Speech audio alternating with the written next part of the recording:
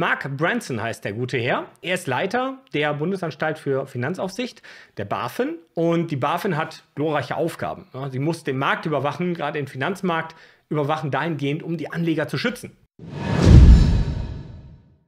Es wäre fatal, wenn die in irgendeinem Unternehmen investieren oder ihre Werte dort liegen haben, Wirecard oder so, und dann stellt sich das ganze Ding als Riesenbetrug raus. Da braucht es eine BaFin, die halt genau drauf schaut und sicher sein kann und sicherstellt, dass hier kein Betrug ist. Und weil das immer so gut funktioniert, hat die BaFin auch mittlerweile relativ viel Macht und kann relativ viel bestimmen und auch mitreden, wenn es um Regulierung geht. Die kann zwar nicht direkt Gesetze auf den Weg bringen, aber naja, die haben da schon ihre Mittel und Wege. Und naja, die BaFin ist eben immer perfekt informiert über alle möglichen Dinge, die es da draußen in der Finanzwelt gibt. Und wenn die BaFin irgendwo sagt, das ist gut, dann sollte man wahrscheinlich investieren. Wenn die BaFin sagt, lass die Finger davon, dann lieber die Finger davon lassen. Ja? Die BaFin will nur das Beste für uns. Das muss uns klar sein. Ich will das Ganze auch gar nicht schlecht reden. Am Ende denke ich schon, dass die BaFin hier und da auch gute Arbeit macht. Aber sie ist nicht unfehlbar. Und das ist halt immer schlimm, wenn die BaFin, die nicht unfehlbar ist, sich als unfehlbar darstellt. Oder wenn ein Chef einer solchen Finanzaufsichtsbehörde das tut. Wie dem auch sei, er hat ein paar Aussagen getätigt und da ging es unter anderem auch darum, dass in den USA bald erscheinende Bitcoin-ETFs kommen könnten. Und er hat sehr, sehr viel Kritik geäußert. Kritik, die wirklich, ja, wo man denkt, jemand, der bei so einer Finanzbehörde arbeitet, hätte grundlegend ausreichend ökonomisches Verständnis über zum Beispiel, wie Werte entstehen oder Dinge ihren Wert bekommen. Genau an der Stelle ging es nämlich um das Thema kein intrinsischer Wert. Jens Tönnesmann von der Zeit, der hatte nämlich gefragt, ob Branson selber investieren würde. Ja, Kryptoassets. Da hat Branson gesagt, nee, also ich darf eh nicht. Ja, als jemand, der für so eine Finanzbehörde arbeitet, darf ich in sowas gar nicht investieren. Und von daher habe ich das auch nicht. Ja. Und dann hat natürlich der Reporter, Herr Tönnesmann, nachgehakt, hat gesagt, würden Sie denn gerne investieren? Da hat er gesagt, na, um Gottes Willen, ja, diese hochspekulative Kram hier. Vor allem hat das alles gar keinen intrinsischen Wert. Fairerweise muss man dazu sagen, er hat nicht nur von Bitcoin geredet, meist von Kryptowährungen, aber eben teilweise auch von Bitcoin. Und die Aussagen, die er da getroffen hat, werden Bitcoin nicht gerecht. Eine Fehleinnahme, die er hatte, war, dass ja, in Bitcoin eben nichts produziert wird. Anders als ein Unternehmen. Ein Unternehmen produziert irgendwelche Autos oder Dienstleistungen und dadurch kommt so ein intrinsischer Wert. Das Problem ist, dass er das damit beschreibt, dass eben so ein Unternehmenswert einer reinen Objektivität folgen würde, was natürlich kompletter Quatsch ist, weil es gibt keine objektiven Preise. Es gibt nur subjektive Preise. Und er sagt, der Preis von Bitcoin sei subjektiv. Bitcoin hätte nur deswegen Wert, weil die Menschen dem Bitcoin einen Wert zumessen. Aber das ist bei allen Dingen so. Es gibt keinen objektiven Wert. Der Wert entsteht immer nur, weil Menschen eben sagen, hey, ich als Subjekt, ich finde das für mich interessant, ich will das haben, deswegen hat es einen Preiswert. So, und wie es so häufig ist mit unserer klassischen Ökonomielehre, die kann das alles gar nicht so richtig beschreiben, denn da haben wir so eine Arbeitswerttheorie, mit anderen Worten, schmeiß in einem Laden mit einem Stein die Scheibe ein, dann hast du Arbeitswert geschaffen, weil irgendwer muss es wieder heile machen. So denken unsere Mainstream-Ökonomen, kein Quatsch. Da hat die Austrian Economics eine viel bessere Antwort darauf. Gemäß der österreichischen Ökonomielehre hat Karl Menger in der Karl-Menger-Theorie damals Folgendes beschrieben.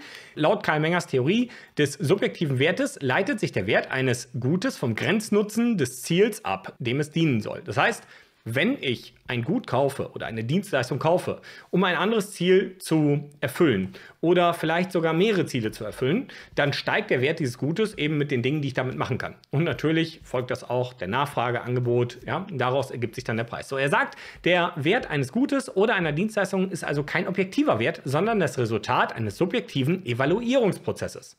So sieht es aus. Ganz einfach erklärt. Es gibt keine objektiven Preise. Und das heißt, das, was der Branson hier kritisiert an Bitcoin, dass der Preiswert subjektiv sei, trifft auf alles zu, wo ein Preis dran steht. Auf alles. Es gibt nichts, wo ein objektiver Preis entsteht. Es sind immer subjektive Preise. Ja, das ist schon mal erstaunlich, dass jemand in dieser Position das nicht weiß und so einen fatalen Fehler macht. Ja, nächstes Argument. Das Ganze ist sowieso nur für Kriminelle und Terroristen. Ja, spannend war, was der Tönnesmann hier gefragt hat. Und zwar hat er gefragt, ob er nicht unter Umständen unterschlägt, dass Bitcoin positive Seiten haben kann. Zum Beispiel, ja, sagt er, es gibt auch Menschen, die sagen, mit Bitcoin ist es leichter möglich, Oppositionsarbeit in autoritären Regimen oder humanitäre Hilfe in Krisengebieten zu finanzieren. Unterschätzen Sie diesen Nutzen? Ja, das ist eine gute Frage. Ich meine, es gibt so viele Projekte in den Ländern wie Afrika oder so, wo es den Menschen wirklich schwerfällt, überhaupt noch dem Bankensystem zu vertrauen und die dank Bitcoin Zugang, finanzielle Inklusion bekommen zum globalen Geld, zum globalen Finanzmarkt und ein Geld haben, welches nicht über Nacht einfach durch eine Zentralbank entwertet werden kann oder ihnen weggesperrt werden kann. Dieser erklärte daraufhin, dass es in der Tat ein Marktversagen darstellt, dass Geldtransfers in solchen Ländern über traditionelle Wege oft zu teuer sind. Ja, als wenn es darum geht. Klar geht es auch darum. Es geht auch darum, Fallbeispiel El Salvador, die enormen Transaktionsgebühren, die Western Union und andere nehmen, darum geht es auch, auf jeden Fall. Aber es geht auch darum, dass die Menschen in diesen Ländern schlichtweg ihren Regime nicht vertrauen können. Es geht doch nicht nur rein um die Kosten. Wenn da ein Land ist, was komplett freidreht und seine eigene Bevölkerung unter Druck setzt, dann hat das nichts mit Kosten zu tun, sondern damit, dass dem Menschen einfach der Geld weggestohlen wird. Ja, über ein Bankensystem. Ja, und er sagt, und das sei eben ein Problem, weil jetzt nutzen die Leute halt vielleicht Kryptowährungen, aber das sei auch gar nicht gut, weil das fördert natürlich massivst die Kriminalität. Um ihn hier zu zitieren, gerade weil Bitcoin und andere Kryptowährungen sich anonym transferieren lassen, sind sie besonders attraktiv für die organisierte Kriminalität oder Terrorfinanzierung. Wenn Hackergruppen Unternehmen angreifen, Daten erbeuten und Server verschlüsseln, verlangen sie das Lösegeld in aller Regel in Bitcoin oder anderen Kryptowerten, nicht ohne Grund. Die Sache ist halt, sowas passiert mittlerweile äußerst selten. Und wenn das passiert, wird alles Mögliche als Zahlungsmittel akzeptiert. Mit Sicherheit auch Kryptowerte, keine Frage. Aber in den meisten Fällen eben nicht. Selbst Chainalysis gibt ja derartige Zahlen raus und die arbeiten mit den Finanzbehörden zusammen. Ich meine, ich bin mir sicher, dass selbst die BaFin mit Chainalysis zusammenarbeitet. Und die haben herausgefunden, dass im Jahr 2022, im gesamten Jahr, lediglich 0,24% des gesamten Kryptomarktes auf illegale Transaktionen, also Terrorfinanzierung und solche Dinge zurückzuführen waren. Wobei Terrorfinanzierung noch einen kleineren Teil ausmacht. Es hat sich auch herausgestellt, dass die Hamas sich gar nicht mit Bitcoin terrorfinanziert haben, sondern nur zum minimalsten Anteil. Die wollen das gar nicht, gerade wegen der Überprüfbarkeit der Blockchain. Ja, das ist ja etwas, was die eher nicht wollen. Und von diesen ganzen Dingen macht Bitcoin nochmal nur einen viel, viel kleineren Prozentsatz aus. Ja. Und hier sieht man das. Die Menge, die hier genutzt wird für eben solche illegalen Transaktionen, da sieht man eben, das meiste sind sowas wie gestohlene Werte oder so. Ja? Terrorfinanzierung, minimalster Anteil, fast gar nicht vorhanden.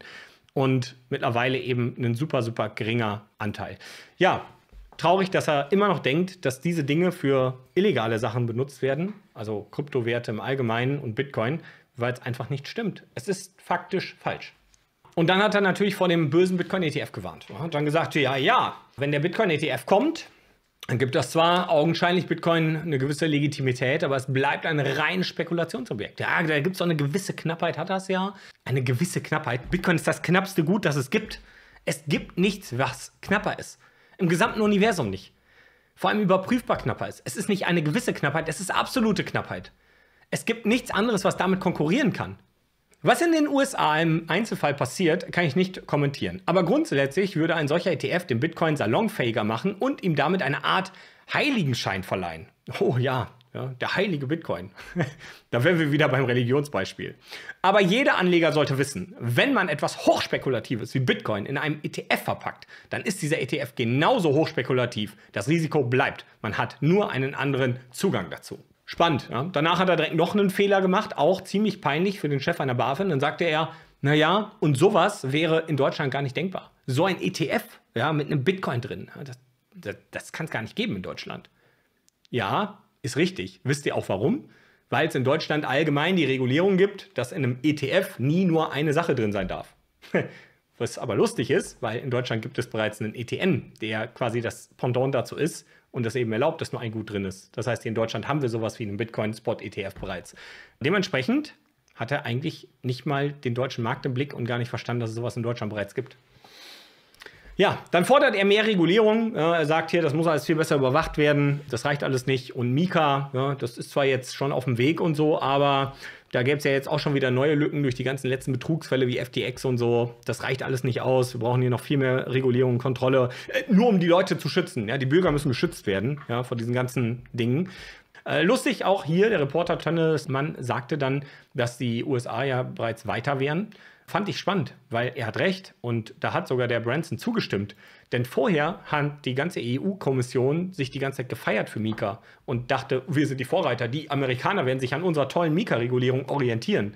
Keiner will diese Mika-Regulierung. Das Ding ist ein Moloch. Es ist so groß und komplex und diese ganzen Regulierungen einzuhalten, sorgt dafür, dass gerade die Unternehmen, nicht ausschließlich, aber vor allem die Unternehmen, die viel Betrug betrieben haben in der Vergangenheit, auf so großen Geldreserven sitzen, dass es ihnen relativ leicht fallen wird, so eine Regulierung umzusetzen und einzuhalten, während Unternehmen, die aus einer kleinen Innovation heraus, aus einem Team heraus entstehen, die einfach nicht an dieses Kapital am Anfang kommen, es schwer gemacht wird, überhaupt diesen Markt zu erobern für sich, obwohl sie das vielleicht viel seriösere, saubere Produkt haben, weil so eine Mika-Lizenz einfach mindestens 150.000, 250.000 Euro kostet.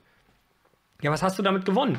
Du drängst die guten, kleinen Mittelständler, die drängst du aus dem Markt raus und die Scammer können einfach auf alles Geld schmeißen und sind am Ende da.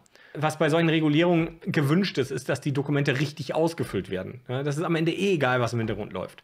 Weil wenn es anders wäre, dann würden auch solche Sachen wie Wirecard gar nicht in diesem Maße passieren, wenn wirklich reingeschaut wird, was dahinter steckt, hinter diesem ganzen Kram. Gut, dass wir Regulierung haben, ja? Und noch mehr muss her.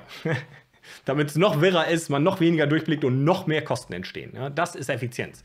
Die Welt klatscht. Ich schwöre euch, der gesamte Kryptosektor hat bereits angekündigt, sämtliche Länder zu verlassen. El Salvador, Amerika, China, alle kommen jetzt in die EU und sagen, boah, geil, mit dieser Mika-Regulierung, ich weiß gar nicht, wie wir überhaupt noch in einem anderen Land die Kunden bedienen wollen. Ja, wir wollen nur noch in die EU. Also das macht so Spaß mit so einer Regulierung, wirklich. Und wie toll das für die Leute ist, die jetzt endlich geschützt werden vor Betrug. Ja, super, machen wir noch mehr davon. Es ist wirklich erstaunlich, wie man so viele Kapriolen im Kopf drehen kann, dass sowas am Ende Sinn ergibt. Es ist wirklich der Wahnsinn. Leute, die am Anfang noch wirklich, die auch zum Ende noch pro dieser Regulierung waren, haben versucht, in vielen Stellen diese Regulierung zu bremsen, weil sie zu weit ging. Und sie ist zu weit gegangen. Für uns, sage ich euch ganz ehrlich, ist das alles gar nicht so wild. Ich zeige euch hier mal ein tolles Gerät. Ja? Hier, den Bitbox 02. Das ist Self-Custody, ja, eure eigene Wallet. Die Mika-Regulierung fasst dann nicht an. Ja, das ist super. Ihr könnt damit machen, was ihr wollt. Ihr könnt schicken, wem ihr wollt. Alles gut, das ist alles nicht erfasst von Mika. Mika macht es vor allem den Unternehmen schwierig. Die müssen Steuerdaten über euch erfassen, die müssen alle möglichen KYC-Daten erfassen, wer ihr seid, woher ihr kommt, woher euer Geld kommt. Dieser ganze Quatsch, das ist das Problem. Ja, diese Auflagen einzuhalten und das alles nachzuweisen, dass man das einhält und. Das ist das große Problem. Und dementsprechend für diese Betrachtungsweise von dem Herrn Branson als Chef einer Finanzaufsichtsbehörde so wenig über dieses Gut Bescheid zu wissen, über das er da abledert. Punkt 1, ja, kann ich ja noch verstehen, ist ja auch alles Neuland, ja, dieses Kryptozeugs. Okay. Dann teilweise über die eigenen börsengehandelten Produkte wie ETFs, ETNs nicht genau Bescheid zu wissen oder ganz bewusst so zu tun, als haha, so ein ETFer, der, ja, hier in Deutschland, nee, da wird sowas nicht kommen. Um zu suggerieren, dass wir in Deutschland so dermaßen hinterm Baum leben, dass es bei uns nicht denkbar wäre, Bitcoin an der Börse zu handeln, während das schon getan wird. Also ich weiß nicht, was die Beweggründe sein sollen, weil das ist ja überprüfbar. Ich meine, er macht sich ja selber lächerlich. Jeder, der ein bisschen Ahnung hat von Finanzwesen, denkt sich am Ende, was redet der denn da? Im Endeffekt hat er Werbung gemacht für Bitcoin, oder? Ich meine, jeder, der das sieht, denkt sich doch am Ende, boah, wenn die da so gegen sind, sollte ich mir das mal genauer angucken.